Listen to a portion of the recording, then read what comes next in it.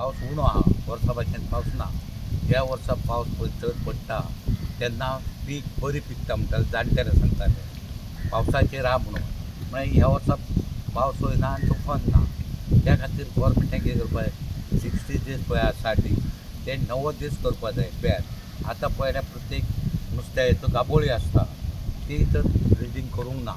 तें करून जाल्यार नुस्तें कशें जातलें. आतां पळय 1 तारखेर बोटी स्टार्ट जातले तेन्नाच तर आमी मारपा लागले जाल्यार उत्पन्न कशें जातलें, जायना न्ही.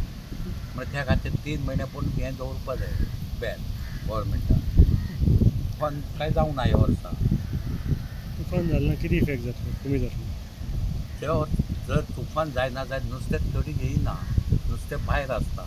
जेन्ना तुफानाची ओड येता, ल्हारां येता, ती येवन तडी पडली म्हणटच नुस्तेंवूय तडी येता.